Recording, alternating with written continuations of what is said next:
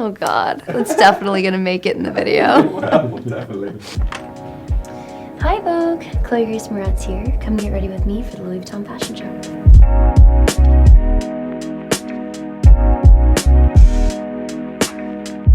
Today I'm really excited. I'm wearing one of my favorite pieces from the 23 Spring Summer show. And we really wanted to go kind of minimalistic with the hair and makeup to let the jacket really stand out. This is the longest that we've been planning a look. Usually we don't have too much lead up time. I usually land and then do a fitting right before the show. But I was just in town doing a shoot for Louis over my birthday on February 10th. So we did it on February 10th, and then today is March 7th, I think? March 6th. So about a month. My favorite part about the look is honestly the fabric, but it almost feels like a rubber mat with leather on top, and it's perforated. So as it moves, you can see this yellow underneath it, but it looks like white and black on top, which is it's very cool. It messes with your senses, which I love. We have an hour, and I'm feeling pretty good, pretty excited. Even Siri is excited about it. How did she hear me? This is Gregory Russell. I worked with Gregory since I was, what, 12? 12 years old. 500 Days of Summer was our first premiere together. We were both babies, and we still work together to this day. And this is Kale Teeter. I worked with Kale now for what, 3 years, 4 years? 3 or 4. Yeah, 3 or 4 years now. I love Kale. There's something about the way that Kale does my eyes. They look like crystal clear. Like the color is like laying on top in a way that's really soft, but also still really defined, which is cool. I always kind of go more minimalistic, I think is what I do. So it's also, I think for me, it's always fun planning to go against the grain in some ways, like depending on what I'm maybe releasing in terms of the TV show I just did, or maybe a movie that I'm filming. It's fun to kind of go against the character that you're playing and kind of show a different side of yourself, and to continue to kind of play with that and figure out who you are. You know, I've been going on carpets and stuff since I was 5, 6 years old, so I've had a long time to be able to play with who I think I am and who I want to come across as. Pre-event rituals, honestly, one I've been doing lately, which is kind of psychotic, but I really love it, is I do an ice bath before I go into hair and makeup.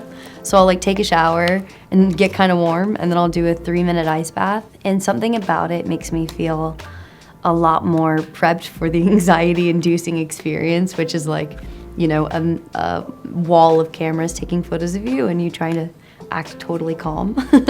So something about getting in the ice bath and surviving that really helps me feel mentally prepared for the situation. It's a funny thing when your art is also like personal.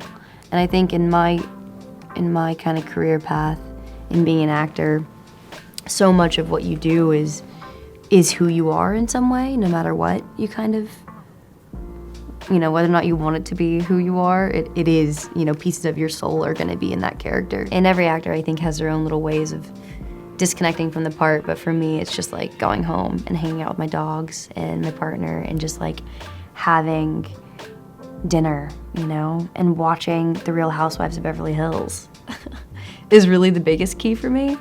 Or The Real Housewives of Salt Lake City. Really any of the housewives.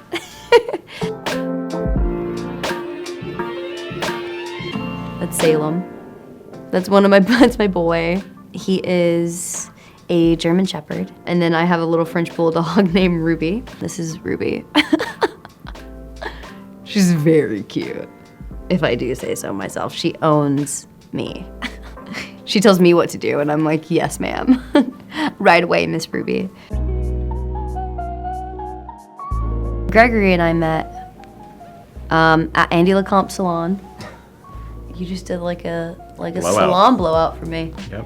And I was like, you and me, baby. We're gonna do this thing, kid.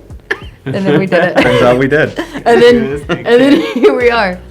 Was that your first carpet look, Jeej? No, it wasn't. Sorry to tell you. But That's a bummer. Who was your first? Judy? Yeah. Damn it, Judy Greer. Coming after you, Judes.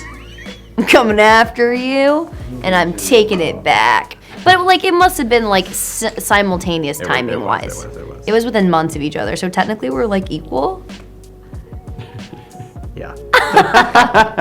Oh, you were my first. What the heck? I wore a bright pink Betsy Johnson dress. I looked just like a cupcake. The little heels. With my baby heels. I couldn't wear, I wasn't allowed to wear heels. Oh, yeah. Not the foot pop. I'm giving a foot pop. I also wore this to a bat mitzvah, like a day later. I felt very cool. It's giving Lauren Conrad blowout, barrel curls. So, you know, when we talk about fashion faux pas, I wouldn't say it's a fashion faux pas. It's the foot pop for me. What was I thinking? I'm like, who, me? In my little dress. I'm getting excited. Some would call it nerves. Some would call it excitement. But I guess we're gonna find out. I'm also kind of hungry. All right, be right back. I'm gonna go get dressed.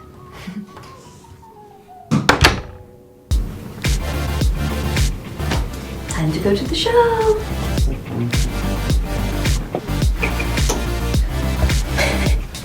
Because this is like a big buckle, I did nails that look like the buckle. Wow. Which is fun. So they look kind of like a buckle. Yeah.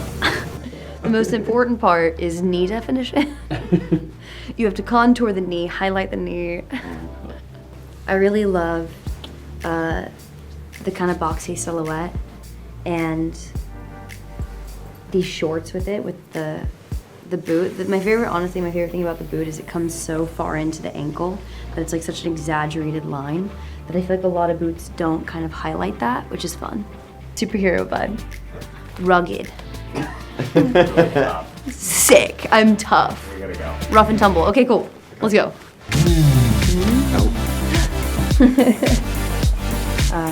Oh, keep. Okay, I found it. Let's go.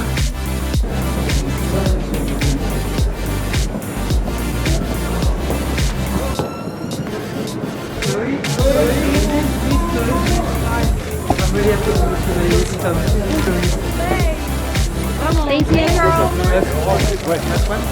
you, guys. Thank you so much. Guys. See you later.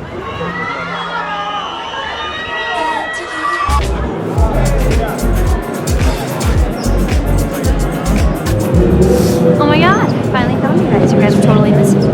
Hi Vogue, thank you for getting ready with me, and I'm so excited to see what the show brings us.